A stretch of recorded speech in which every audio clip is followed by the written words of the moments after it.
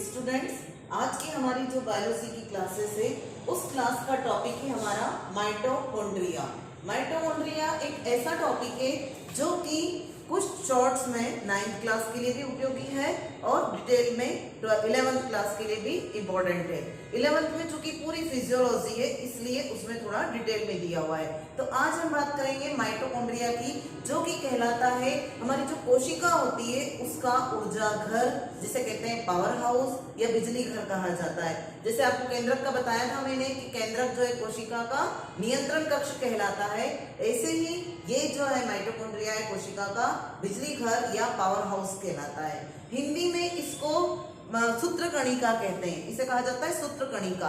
और बिजली घर इसलिए कहते हैं कि श्वसन की क्रिया जो होती है पूरी की पूरी इस माइटोकॉन्ड्रिया में ही होती है। और माइटोकॉन्ड्रिया में होने के बाद में जो कुछ भाग जो इसका कोशिका द्रव्य में भी होता है, तो माइटोकॉन्ड्रिया में जब ये पूर्ण होती है तो श्वसन की क्रिया के दौरान जो ऊर्जा मुक्त होती है, जो एटीपी के रूप में संचित रहती है, वो सब इस माइटोकॉन्ड्रिया के अंतर्गत रहती है। जो हमारे शरीर को, जैसे आपने भोजन किया, भोजन करने के बाद में पूरे जो भोजन का पाचन होता है, हमको जो एनर्जी मिलती है, हमको जो ऊर्जा मिलती है, जिससे जैविक क्रियाओं को चलाने के लिए, जैविक क्रियाएं करने के लिए पूरे दिन भर हमारी बॉडी जो काम करती है उसके लिए हमको जो ऊर्जा चाहिए वो सब ऊर्जा यही संचित रहती है और समय समय पर टूटकर एटीपी के रूप में जो है टूटकर हमको ऊर्जा प्राप्त होती रहती है। तो ये एटीपी के रूप में यहीं पे संचित रहती है। तो इसीलिए यहाँ पे इसको कहा गया है कोशिका का बिजली घर या पावर हाउस। माइटोकॉन्ड्रिया जो है वो दो शब्दों से मिला हुआ है। देखिए आप,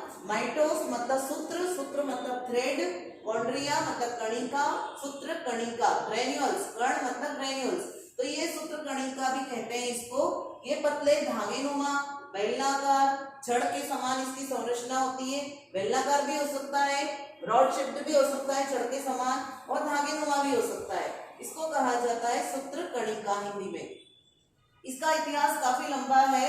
इसको जो है कीड़ों की पेशियों में कोलिकर नामक साइंटिस्ट ने देखा था सबसे पहले, है ना। लेकिन बेंडा नामक जो साइंटिस्ट थे, सी बेंडा करके जो साइंटिस्ट थे, उन्होंने इसे माइटोकॉन्ड्रिया नाम दिया। ऑब्जेक्टिव के लिए इंपॉर्टेंट क्वेश्चन है, कॉम्पिटिटिव एग्जाम्स में पूछा जाता है कि माइटोकॉन्ड्रिया को जो है माइटोकॉन्ड्रिया नाम किस साइंटिस्ट ने दिया था, तो सी बेंडा ने दिया था। फिर उसके बाद जो सिक्विटस थे उन्होंने इसे पावर हाउस ऑफ सेल कहा। पावर हाउस सेल मतलब कोशिका का बिजली घर, ये सिक्विटस ने कहा था। आकार बताई दिया मैंने, ज्यादातर बेलनाकार या छड़ के समान। अब इसकी जो उपस्थिति होती है सभी यूकैरियोटिक कोशिकाओं में उपस्थित होता है, प्रोकैरियोटिक में अभाव होता है। मैंने आपको रिमाइंड करवाऊंगी कि मैंने आपको पादप कोशिका, जंतु कोशिका पढ़ाई थी, तब मैंने आपको एक प्रोकैरियोटिक वाली कोशिका का भी चार्ट बताया था। प्रोकैरियोटिक मतलब प्राइम जो विकसित नहीं होती पूरी तरह से, वो कहलाती है प्रोकैरियोटिक। और जो यूकैरियोटिक कोशिका होती है पूर्ण रूप से विकसित होती है। तो जो जंतु कोशिका होती है, यूकैरियोटिक कोशिका होती है, उसके अंदर ये माइटोकॉन्ड्रिया पाए जाते हैं। लेकिन प्रोकैरियोटिक कोशिकाओं में ये जो होते हैं पूरी तरह से, इनमें प्रोकैरियोटिक में इनका अभाव होता है और यूकैरियोटिक में उपस्थित होते हैं।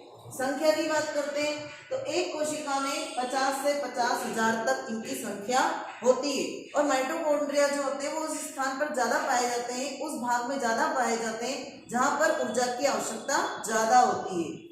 दोहरी झिल्ली वाला कोशिकांग है, ऑब्जेक्टिव में आता है, दोहरी झिल्ली वाले दो कोशिकांगों के नाम बताओ। तो कल आपको मैंने केंद्रक भी बताया था, वो भी दोहरी झिल्ली वाला था इससे पहले वाली वीडियो में। और माइटोकॉन्ड्रिया भी आपको दोहरी झिल्ली वाला कोशिकांग लगेगा। ये देखिए आप, ये पूरा छड़नुमा इसका आकार, बेलनाकार भी कह सकते हैं, है ना। ये इसकी यहाँ पे आंतरिक झिल्ली और ये यहाँ पर जो है इसकी बाह्य झिल्ली, बाहरी झिल्ली, आंतरिक झिल्ली, दो झिल्लियां होती है। तो दोहरी झिल्ली वाला कोशिकांग कहलाता है। अर्ध स्वनियंत्रित कोशिकांग है, इसका मतलब ये कि यहाँ कोशिका द्रव्य में रहते हुए ये क्या करता है, अपने ही समान अनेक माइटोकॉन्ड्रिया उत्पन्न करने की क्षमता रखता है, माइटोकॉन्ड्रिया बना सकता है। इसलिए इसको जो है हाफ ऑटोनोमस भी कहा जाता है, अर्ध स्वनियंत्रित कोशिकांग। ऑक्सीश्वसन की क्रिया यहाँ संपन्न होती है, उसके दौरान जो है यह एटीपी का निर्माण करता है, वो प्रोसेस पूरी यहीं पे होती है। रासायनिक संगठन, इसमें क्या क्या पाया जाता है, इसमें होता है DNA, deoxyribonucleic acid, RNA, ribonucleic acid, ribosome, 70 ribosome, ribosome की यूनिट्स होती है 70, 80 अलग अलग प्रकार के होते हैं। तो यहाँ पे 70 एस प्रकार के, एस मतलब इसकी सब यूनिट है, उसके राइबोसोम्स पाए जाते हैं। प्रोटीन होता है, लिपिड होता है, ये इसका रासायनिक संगठन कि माइटोकॉन्ड्रिया को कहा गया है कोशिका का बिजली घर, तो ऊर्जा का उत्पादन तो करेगा ही और ये ऊर्जा यहाँ पे एटीपी के रूप में संचित रहती है। अंडों के यौक में तथा शुक्राणुओं के मध्य भाग का भी निर्माण करता है। जो अंडों का यौक वाला पार्ट होता है उसमें भी ये जो है माइटोकॉन्ड्रिया पाए जाते हैं। शुक्राणुओं के मध्य भाग में भी माइटोकॉन्ड्रिया पाए जाते हैं, जो कि मादा युग्मक है। अंडाणु मतलब मादा युग्मक, शुक्राणु मतलब नर युग्मक। तो वहां पे भी ये जो है एनर्जी की जरूरत होती है, तो वहां पे भी माइटोकॉन्ड्रिया पाए जाते हैं। प्रकाशीय श्वसन में भाग लेता है और क्रेब्स चक्र में भी सहायक है। 11th क्लास के बच्चे इसको पढ़ेंगे, क्रेब्स चक्र, प्रकाशीय श्वसन, तो उसमें माइटोकॉन्ड्रिया की जो उपस्थिति है वो जरूरी है। अब यहाँ पे हम बात करते हैं इसकी संरचना की। संरचना में आप देखिए दोहरी झिल्ली वाला आवरण है, ये बाह्य झिल्ली और ये आंतरिक झिल्ली। अब इसकी बाह्य झिल्ली, पूरे में बाह्य झिल्ली पाई जाती है। इसकी आंतरिक झिल्ली की विशेषता होती है कि ये अंदर की तरफ फोल्ड होकर उंगली नुमा प्रवर्ध बनाती है। कैसे बनाएगी आप यहाँ पर ध्यान दीजिए। जैसे सपोज कीजिए इसका डायग्राम बनाना है आपको, तो आप ये यहाँ से शुरू करते हुए है ना, फिर इधर से किया, ये आपने किया, ये कर लिया, ये बाह्य झिल्ली हो गई। और यहाँ से आप जो है थोड़ी थोड़ी दूरी पे एक ऐसे उंगली नुमा प्रवर्ध बनाएंगे। ये उंगली नुमा प्रवर्ध बनाने आपको, ऐसे उंगली नुमा प्रवर्ध बनाएंगे। इन उंगली नुमा प्रवर्ध को कहा जाता है क्रिस्टी, इनको कहते हैं क्रिस्टी।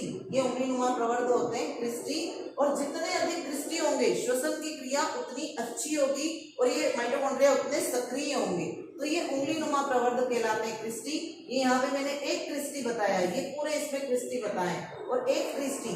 इस क्रिस्टी में देखिए आप, ये बाह्य झिल्ली, ये आंतरिक झिल्ली, मतलब ये बाह्य झिल्ली, ये आंतरिक झिल्ली, और आंतरिक झिल्ली ही उंगली नुमा प्रवर्ध के रूप में परिवर्तित हो गए, जिसको हम कह रहे हैं क्रिस्टी।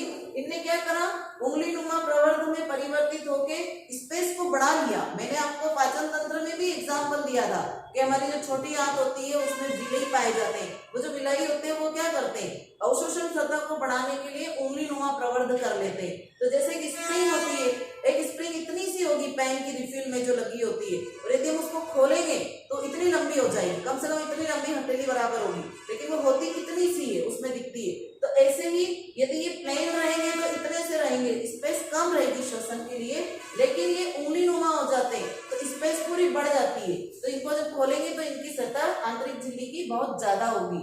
तो यहाँ पे ये ज्यादा होने की वजह से क्रिस्टी जितने अधिक होंगे श्वसन की क्रिया भी उतनी होगी, माइटोकॉन्ड्रिया भी उतना ही सक्रिय होगा। तो इन ये जो है पूरी आंतरिक झिल्ली परिवर्तित हो गई, क्रिस्टी में परिवर्तित हो गई, और यहाँ पर पाए जाते हैं आप देखिए F1 कण। ये F1 कण है, ये F1 कण लगे होते हैं। इन F1 कण को पराक्सीसोम या आक्सीसोम भी कहते हैं। श्वसन की क्रिया यहीं पे पूरी होती है इन F1 कण में, और उसके बाद एटीपी का उत्पादन होता है। तो ये F1 कण 3 पार्ट से बना होता है। ऊपर हेड, बीच में स्टॉक होता है, नीचे इसका आधार होता है, जिसको कहते हैं बेस, हेड, स्टॉक, बेस। ऐसे F1 कण पूरी क्रिस्टी पे लगे होते हैं। मैंने यहाँ इस पे लगाए, इस पे लगाए, डायग्राम में इतना सफिशिएंट है। तो ये यहाँ पे क्रिस्टी पाए जाते हैं।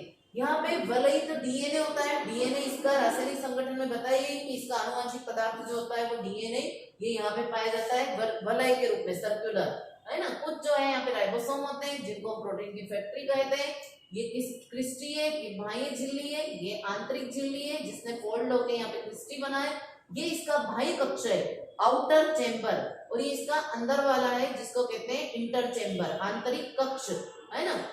उसके बाद में अंदर का पूरा जो इसका द्रव्य होता है, जो इसका मुख्य आधार होता है, जिसको हम आधात्री भी कहते हैं हिंदी में, उसको कहते हैं मैट्रिक्स। तो ये अंदर का पूरा द्रव्य इसका मैट्रिक्स कहलाता है, जो इसका कोशिका द्रव्य है, और ये आधात्री की हिंदी में इसको कहा जाता है। दोनों इस पे, इनके बीच में ये आंतरिक झिल्ली, बाहरी झिल्ली, इन दोनों झिल्लियों के मध्य में जो स्पेस होती है उसको कहते हैं इंटर मेम्ब्रेन स्पेस। दोनों झिल्लियों के बीच का जो स्थान होता है उनको, बीच वाले स्थान को कहते हैं इंटर मेम्ब्रेन स्पेस। उसके अलावा ये अंदर का कक्ष आंतरिक कक्ष कहलाता है। और कुछ यहाँ पे लिपिड जो होते हैं वो कण के रूप में पाए जाते हैं, फास्फोलिपिड्स, ग्रेन्यूल्स। ग्रेन्यूल्स मतलब होता है कण, कणिका। ये यहाँ पे लिखा मैंने, ग्रेन्यूल्स मतलब कण, तो ये कणिका के रूप में पाए जाते हैं, फास्फोलिपिड्स हो गए। तो ये इस तरह से पूरी एक माइटोकॉन्ड्रिया की संरचना है, और बीच बीच में इसका पूरा कोशिका द्रव्य होता है। तो ये जो माइटोकॉन्ड्रिया है इसको आप जो है चित्र इसका बहुत ही इंपॉर्टेंट है, जैसे केंद्रक का इंपॉर्टेंट है ऐसे ही माइटोकॉन्ड्रिया का 9th और 11th क्लास के लिए इंपॉर्टेंट है। 11th वाले इस टॉपिक को और डिटेल में पढ़ेंगे, लेकिन 9th वालों के लिए इतना सफिशिएंट है। अब मैं आपको जो है चार्ट के माध्यम से भी बताना चाहूंगी, इससे पहले आप इसका एक स्क्रीनशॉट ले लें। अब देखिए आप इसमें माइटोकॉन्ड्रिया में ये मेरा बताने का सिर्फ उद्देश्य यही है कि ये जो चार्ट है या मॉडल है ये मैंने बच्चों से बनवाए तो है, लेकिन इसमें किसी तरह का ऐसा मटेरियल यूज नहीं किया है जो हमारे एनवायरनमेंट को किसी तरह की हानि पहुंचाए, पर्यावरण को प्रदूषित नहीं करेगा। हमने सब वेस्टेज मटेरियल से जो है इसको बनाया है। तो आप देखिए माइटोकॉन्ड्रिया में ये इसकी संरचना है और ये इसकी बाहरी वाली झिल्ली है, ये आउटर मेम्ब्रेन, ये अंदर इनर मेम्ब्रेन जो फोल्ड होकर यहाँ पे क्या बना रही है, क्रिस्टी बना रही है। अंदर का द्रव्य इसका कहलाता है मैट्रिक्स, यहाँ पे पाए जाते हैं राइबोसोम और इनके ऊपर क्रिस्टी के ऊपर F1 कण होते हैं, है ना, F1 कण पाए जाते हैं और ये इन दोनों मेम्ब्रेन के बीच की स्थान जो कहलाता है इंटर मेम्ब्रेन स्पेस कहलाता है। तो ये इस तरह का जो है एक मॉडल है।